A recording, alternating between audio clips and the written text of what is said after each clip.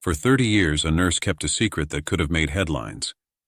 She watched Dean Martin walk into a dying woman's hospital room, close the door, and stay for 2 hours.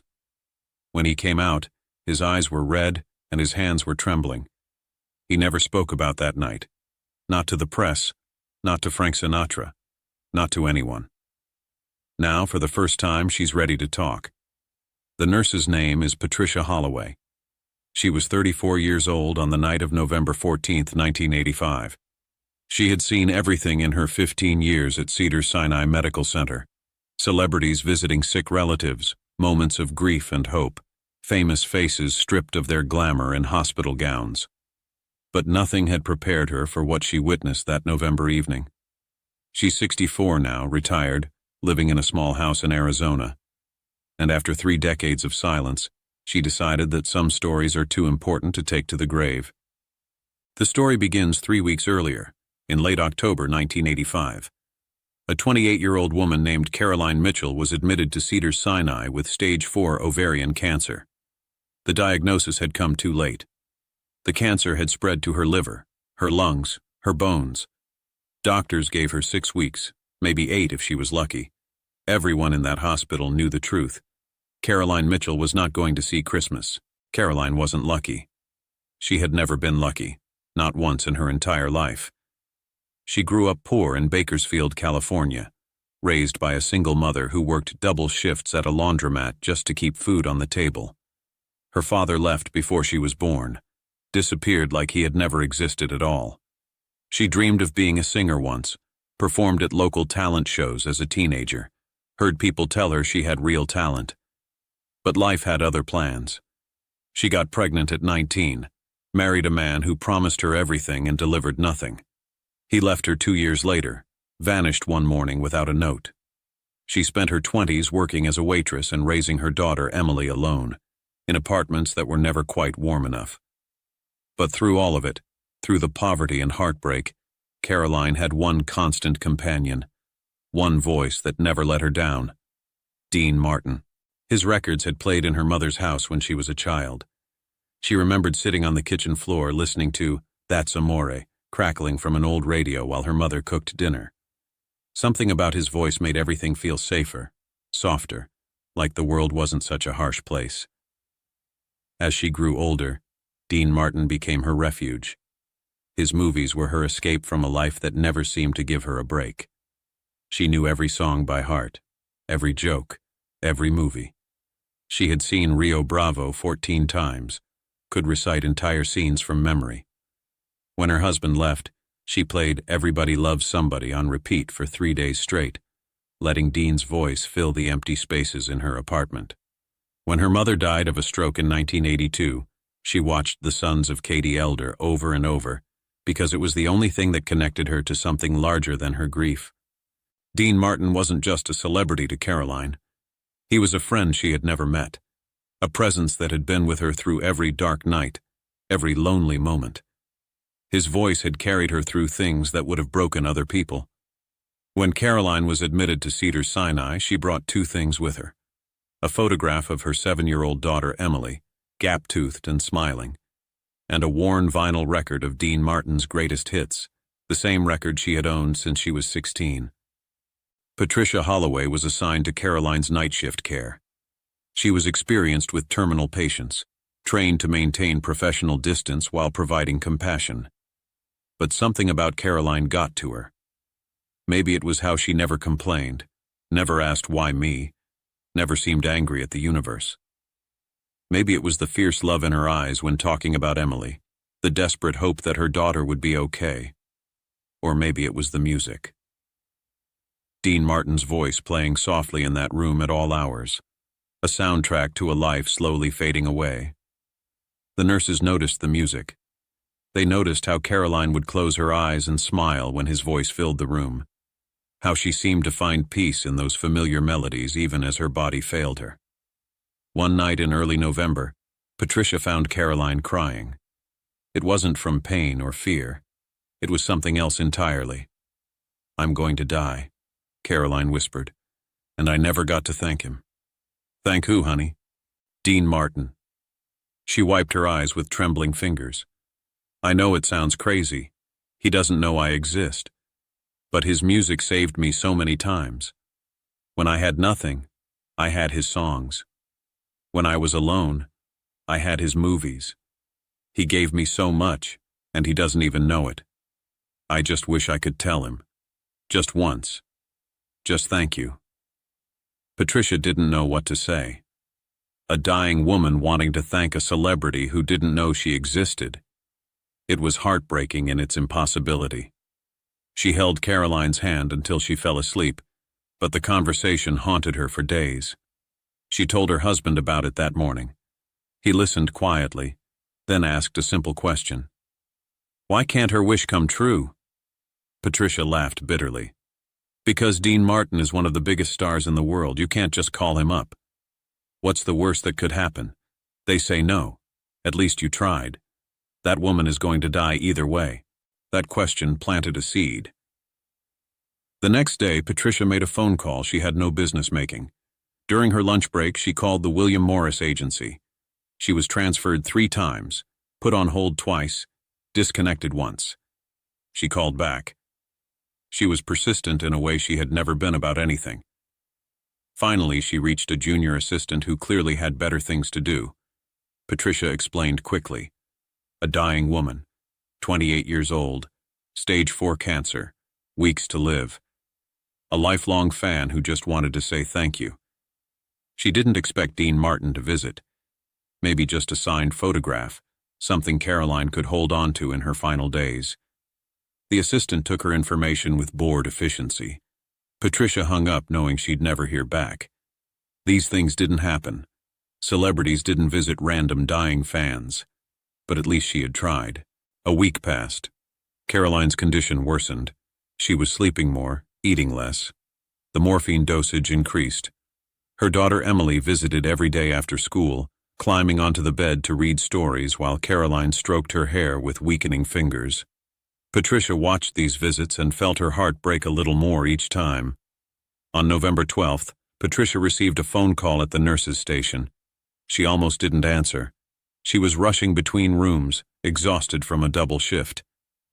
This is Margaret Chen from Mr. Dean Martin's personal office. I understand you reached out regarding a patient at Cedars-Sinai. Patricia nearly dropped the phone. Mr. Martin has reviewed the information you provided. He would like to visit Ms. Mitchell if she's willing to receive him. This didn't happen. This absolutely did not happen. Not in the real world. Mr. Martin is available Thursday evening. He prefers privacy. No press, no photographs, no other visitors. He'll arrive around 7. Can you arrange discretion? Patricia agreed to everything. She hung up and sat there for 5 minutes, trying to process what had just happened. Then she walked to room 317 to deliver news that would make a dying woman's wish come true. Caroline didn't believe her. She thought it was a hallucination from morphine, some cruel misunderstanding. You're lying. Why would you lie about something like this? Patricia showed her notes. The assistant's name, the scheduled time, the instructions about privacy. Slowly, Caroline's disbelief transformed into wonder, and beneath it a peace Patricia had never seen in a terminal patient. He's really coming? He's really coming. Caroline started crying. I need to look nice. My hair is a mess. And this hospital gown. For 2 days, the nurses conspired to make Caroline beautiful. They helped wash and style her hair. One brought hot rollers from home. They found a soft pink bed jacket with lace trim to replace the hospital gown. Applied light makeup to bring color to her pale cheeks. Painted her nails a soft rose. They kept the secret among themselves, creating a bubble of anticipation in room 317 while the rest of the hospital went about its ordinary business. Thursday, November 14th, 1985, 7 o'clock in the evening. Patricia watched the clock at the nurse's station, stomach tight with anticipation. What if he didn't come? What if something changed? What if she had raised Caroline's hopes for nothing? Then she saw him walk through the doors. Dean Martin. In person. Simple dark suit, no entourage, no bodyguards, no fanfare. Just a 68-year-old man walking quietly down a hospital corridor like he belonged there. His face looked older than in movies, more tired, but there was a gentleness in his expression that cameras had never quite captured. He stopped at the nurse's station. "I'm looking for Caroline Mitchell's room." Patricia stood up, heart pounding. "Room 317. I'll take you there." They walked together in silence. Patricia wanted to thank him, to tell him what this meant, but Dean didn't seem to need words. He walked with the quiet confidence of a man who knew exactly what he was doing and why. They stopped outside room 317. Patricia knocked gently, opened the door. "Caroline, you have a visitor." Caroline looked up from her bed, saw Dean Martin in the doorway, and her entire face transformed. Not just happiness, not just surprise, recognition, like seeing an old friend after years apart, like finally meeting someone she had known her whole life. Dean walked in, pulled a chair beside the bed, sat down. He took her frail hand in both of his and looked at her with eyes that held no pity, only warmth. "Hello, sweetheart. I hear you've been waiting for me." Caroline started crying. Not sad tears. Something deeper, something beyond words. "I'll leave you two alone," Patricia said, stepping out and closing the door. For 2 hours, Patricia stayed close. She stood guard in the hallway, turning away anyone who approached, protecting the sacred space behind that door. She heard muffled voices, occasional laughter, long, quiet stretches. At one point, she heard singing. Not a record. Someone singing softly. Everybody loves somebody. Dean Martin singing to Caroline Mitchell in a hospital room. Just a voice and a dying woman who had loved that voice her entire life. Patricia pressed her hand against the door and cried silently. When Dean emerged past 9 o'clock, something had changed in him. His eyes were red-rimmed. His usual easy confidence seemed fragile, like a mask that had slipped. He stopped in front of Patricia. "Thank you. Thank you for calling. Thank you for not giving up. How is she?" Dean looked back at the closed door. "She's at peace. I think she's ready now. That's all any of us can ask for, isn't it?" He started to leave, then stopped. Reached into his jacket pocket and pulled out a ring. Simple gold band with a small diamond. She wanted her daughter to have this when she's older. Her grandmother's ring. The only valuable thing she ever owned. "Will you make sure it gets to her?" Patricia took it, felt its slight weight. "I promise." Dean Martin walked down the corridor and out of the hospital, disappearing into the November night. He never looked back. He never spoke about that evening to anyone. Caroline Mitchell died 4 days later, November 18, 1985. She passed peacefully in her sleep, Emily beside her, Dean Martin's record playing softly. The nurses said she had a smile on her face, the first genuine smile since her admission. Patricia kept the secret for 30 years. She delivered the ring to Emily at 18, with a handwritten letter explaining everything. She watched Emily grow up, go to college, get married, have children. She never told anyone else about that night. But when Patricia was diagnosed with her own illness last year, she realized some stories need telling before they're lost forever. "I've thought about that night for 30 years, Patricia said in her first interview. Dean Martin was famous for keeping everyone at arm's length. He wasn't the kind of celebrity who did hospital visits. So why did he come? She paused, gathering her thoughts. I think he recognized something in Caroline. He knew loneliness in a crowd. He knew what it meant to pretend to be something you're not. When he heard about this woman who found comfort in his voice during her darkest moments, it meant something to him. Caroline had shared details before she died. He asked about her life, Patricia said. Not the illness, her life. He wanted to know about Emily, her dreams, her favorite songs. He told stories about making movies with John Wayne, singing in clubs before he was famous.